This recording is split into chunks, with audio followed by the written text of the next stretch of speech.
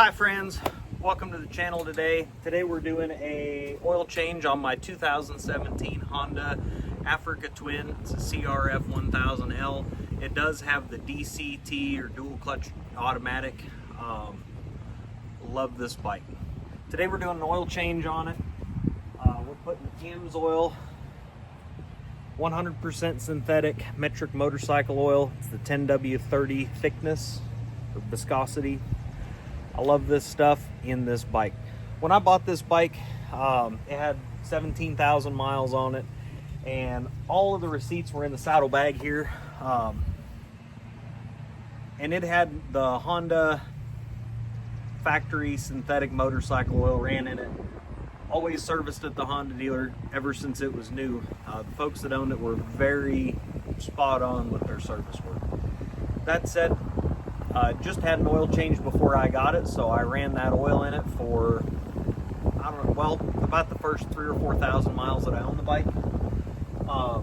This bike would consistently get 39 to 41-ish miles to the gallon, and I always run these Titan Now K60 Rangers. They're a pretty gnarly rough tire. As with anything, you put rough tires on it, it's gonna suck on your mileage. That said, this bike consistently 39 to 41. Ever since I put this in it, I've been 42 and north of that. Most of the time, just driving back and forth to work, which this bike does a lot of that. I've got a 40-mile round trip commute. With the Honda oil, I was getting 40-ish miles to the gallon, 40 to 41. Running this, I'm getting about 46 miles to the gallon. I've got as good as 48. That said, that tells me there's some magic in this stuff. Disclaimer, I am an AMSOIL dealer. I run AMSOIL in all my stuff. But the proof is in the pudding. If this bike jumped 10 to 20% in fuel economy, that tells me that there's a reduction in friction, there's a reduction in wear, and there can't be anything wrong with that. Plus, if you've ever ridden one of these DCTs, especially one of the early ones, when the engine and transmission are cold and you go to take off from a stop, it kind of gets to bucking, and it's kind of like me on a horse. That's why I ride my Japanese ponies over here. That said, this stuff seems to fix that. So if you're interested in learning more about AMSOIL, contact me directly. I'm going to put a link in the description to it. If you wouldn't mind using that link to go find it, that'd be great, because then if you buy it, you'll end up under my dealership, and I would appreciate the business. And you may as well have an oil guy that knows what he's talking about. Anyway, we're running that 10W30 metric motorcycle oil. We're running the AMSOIL EAOM 103 oil filter, and they don't make a transmission filter for this DCT automatic, so I run the K&N 117. Man, it just seems to be a great working combination, so let's get into it. So our first step, changing the oil. Granted, the engine's a little warm, so we're going to watch out for those hot pipes. Our first step is going to be taking off the bash plate. So I've got these T-Rex Racing crash bars. I really like them. They're super tough. But nobody makes an aftermarket bash plate that they say will work because it's got this lower bar. One of these days we'll fabricate one, but today's not that day. Anyway, 5mm Allen head socket, whatchamajigger. Take those two bolts out, and then that should just drop off.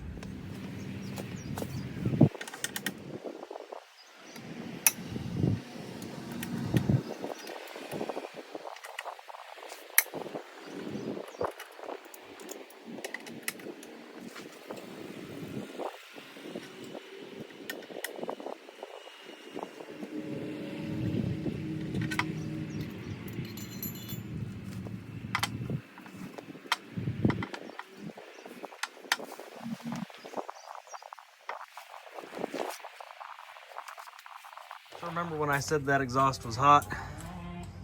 Yeah, it was. That's why I jumped. I forgot there's one more bolt over here we got to take out. Then that plate should slide right out of there.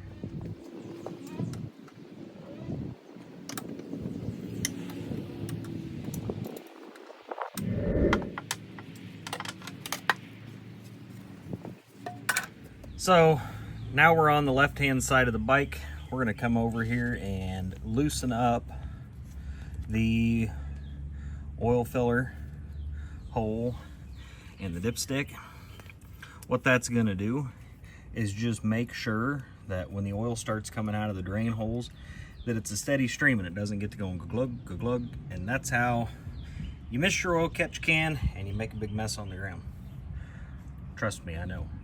Now, some of you might want to know why I don't have this bike on my center stand. And that's because I don't have a center stand. It's one more thing to get snagged on. Anyway, 12 millimeter bolt right here, and another one right there, and that's our drains. And we're about to open those up and let the oil out gently into the oil pan.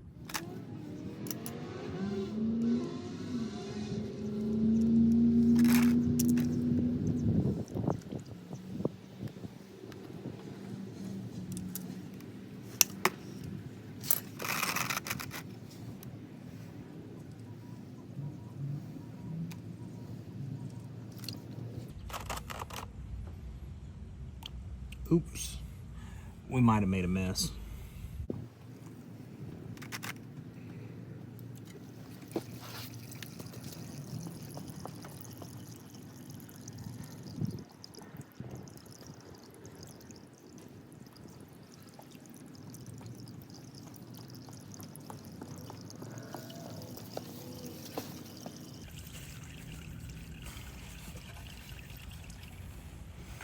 Pull the bike over a little bit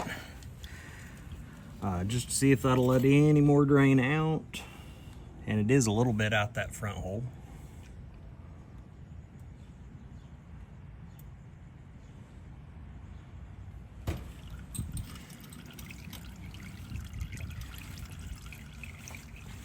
Okay, well, I'm gonna go ahead and put the drain plug back in the back hole, and I'm not replacing my crush washers.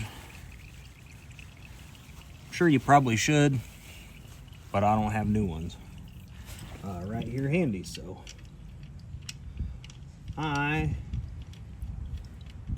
just gonna not worry about it.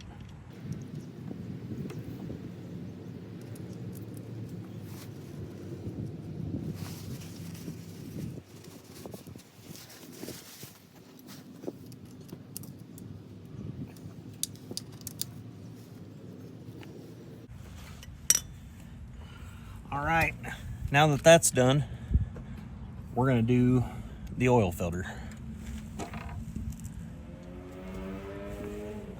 But before I drop the oil filter, just because I know I'll drop it in this and then it'll splash everywhere, I'm gonna go ahead and drain my oil into my waste oil bucket. Now remember, we're draining about 4.5 quarts out here, so make sure that your bucket can hold that much. I've made a mess that way before too. In fact, I think if you want to know how to make a mess, just ask.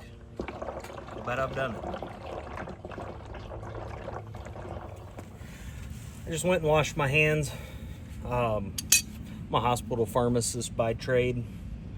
I bet I wash my hands 20 to 30 times a day, and just kind of have this adversity to having a bunch of gunk all over my hands. Anyway, I don't have the special oil filter wrench for that small of an oil filter. I do have channel locks though.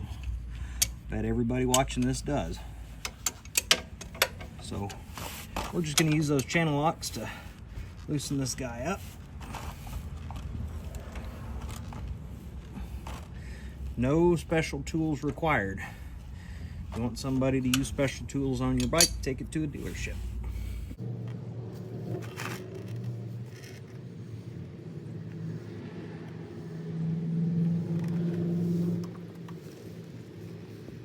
All right, there's that nice AMSOIL filter coming off. Of note, these don't have any kind of stickers on them or anything. I have an app in my phone that I catalog all my maintenance in. That's how I know what I use. Plus, the AMSOIL website's real handy for looking up oil and filter recommendations for your specific application. So you can use that, or you can get a hold of me and I'll let you know. We're gonna go ahead, get our new filter put on.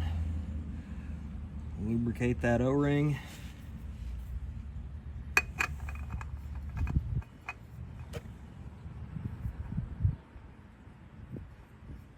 Oh wait, I lied to you. It does tell the number on there.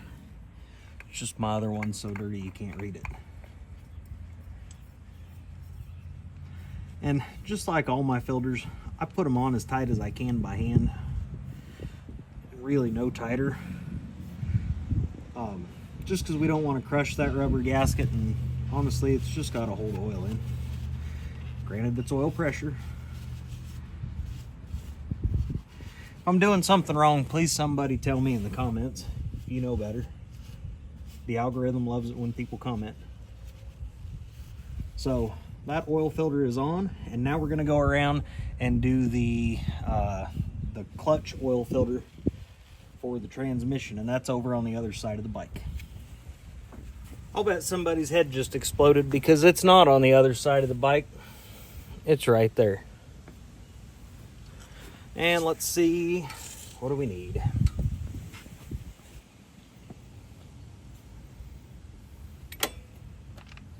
Nope.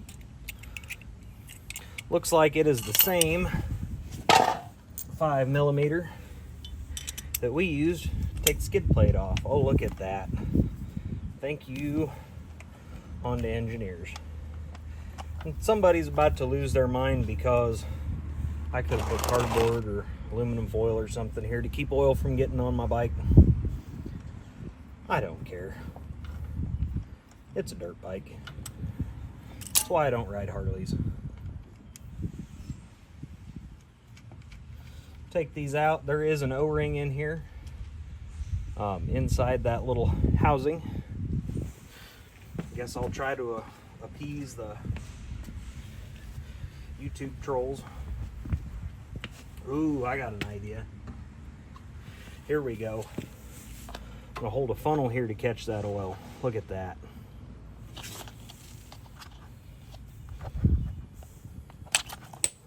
Whoops. Well, we just made a mess again. So a little spring in here. Inside this. That's what holds the oil filter in tight. Look at that. We really didn't make much of a mess. Head and see if we can pop that sucker out of there. Having a bit of a challenge getting that popped out of there, so we're going to take this little bitty fella right here and see if we can work him in. Pry it out. There we go. So there's that little bitty K&N 117 oil filter. That is marked on it, so that's nice of them. Wipe that down and go get our new one and get it installed. One thing to note, this does not come with a new O-ring for here, so now this one ain't leaking. It'll probably be fine. Put that new filter in there, put our spring in there.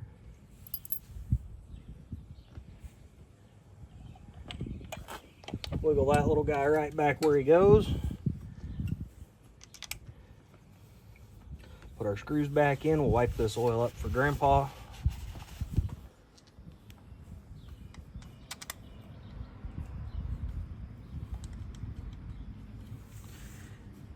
And there we go. Oops. Go ahead and push that in. Tighten these bolts down.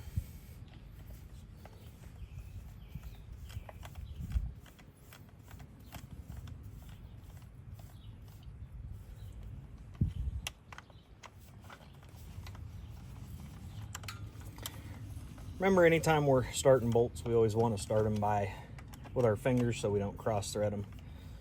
You can really screw some stuff up that way. That's one of those and one of those. That's probably tight enough. Now time for the fun part. Let's go make another mess putting oil in. One nice thing, if you order an oil change kit, if you order the oil with the filter from AMSOIL, you do get this real nice little thank you letter. But what you get is an oil change kit, which is nice. It's got your sticker for your service if you're working on a car. It's got a nice clean filter here and a pair of gloves. I just don't like wearing gloves. That said, we're gonna save that funnel. I usually keep these in my saddlebag over here, in my tool pouch, because sometimes a fella gets in a situation where he really wishes he had a funnel, or somebody else wishes that you had a funnel, and these nice little wax paper funnels are wonderful to have around. So I'm just using the same little funnel that we were using over in our waste oil bin. Took some of my AMSOIL brake parts cleaner, blasted it out. Nice and clean, no dirt or gunk. That rinky-dink little funnel fits right in there perfect. And we're going to put, this bike holds 4.4 quarts. We're gonna go ahead and put 4 in and then start it up. So the stuff that came out was pretty red, pretty dark. This oil had 5,000 miles on it. I know this AMSOIL stuff's supposed to go for a lot longer than that. It just doesn't seem right to me to run oil much longer than that. I run at 10,000 in truck and that kind of stuff, but man, we've got a shared oil system between the engine and transmission. Why risk it? Costs probably 60 bucks to do this oil change, maybe 70. The oil and filter cost is a lot less if you decide you want to be a preferred customer. That gets you free shipping on orders over $100. And you can buy your oil at dang near wholesale price. It is the lowest price that anybody's allowed to sell AMSOIL oil at. I highly recommend it. So this is quart number 3 going in.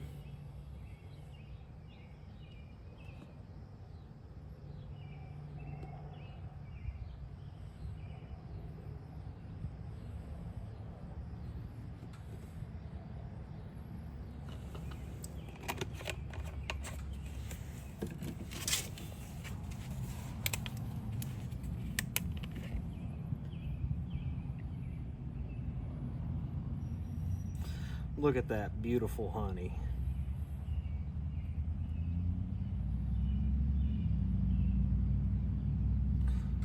Ooh. Filled her up a little much there, or a little too fast. We got it leaking out around the funnel just a little bit.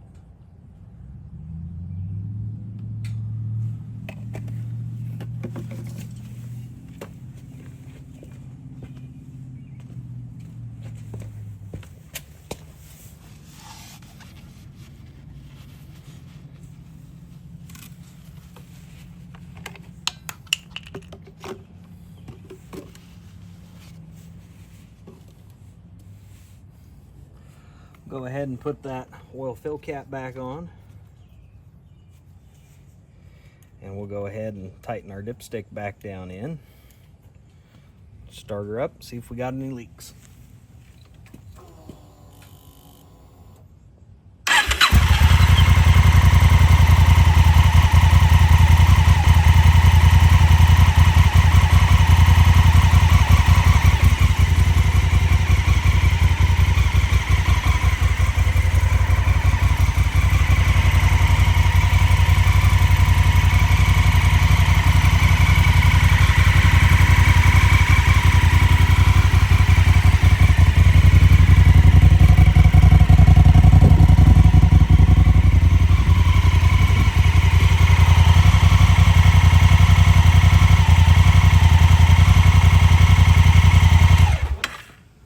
Shut her off, give that oil a moment to drain down.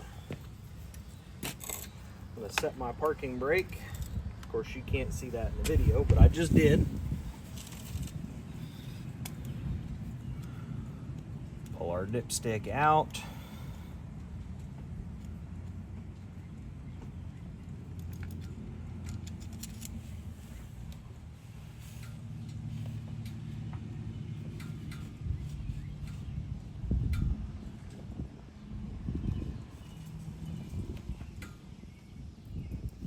One important thing when you're checking the oil level on these, and it says it in little bitty print on there, it says do not screw in or do not screw at oil level check. So we've done wiped this feller off. I'm gonna push the bike over so it's level, and then I'm gonna drop that down in. But again, we don't want to screw that in. All right, and we're just barely on the end of the dipstick, so we'll go ahead.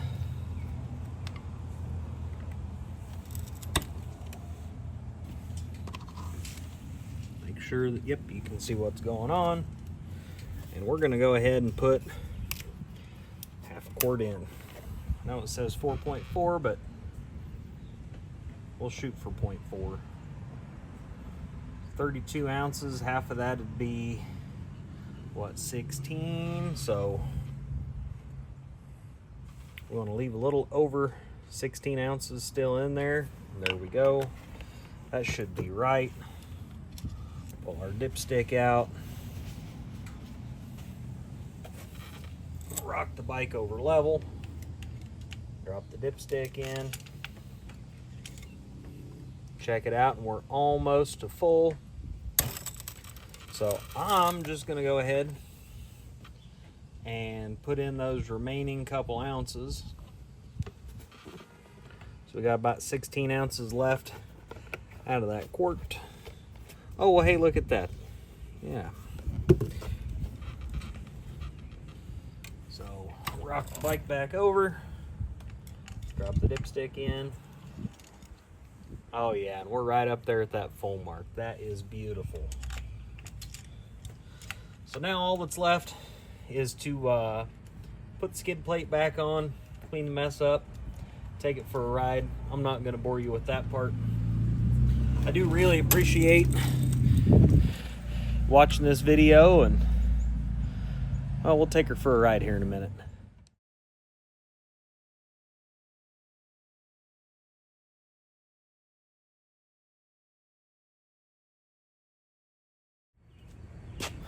One thing I'm going to do before I put the skid plate back on is I'm going to put just a dash of this AMSOIL metal protectant. This is like any of your spray penetrating lubricants. This one does do a good job of kind of imparting itself into the metal and lasting and staying there. These were kind of a booger to get out, especially the two on the front. They have a pretty thankless job up there getting bathed in all the crap off the road, so might as well give them a fighting chance at living.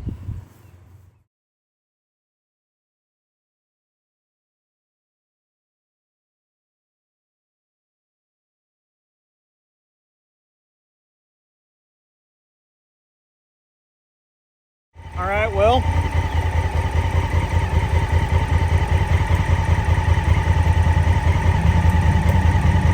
I better grab my wallet.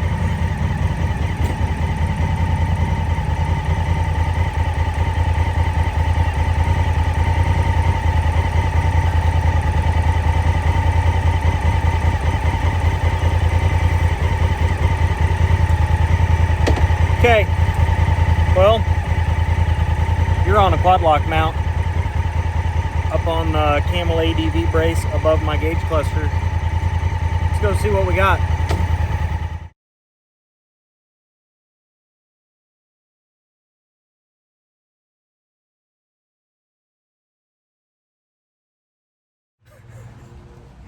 So I just got back and I watched that video. Who wants to see that much gray hair blowing around in the breeze? Anyway, thanks for watching. Have a good one. God bless.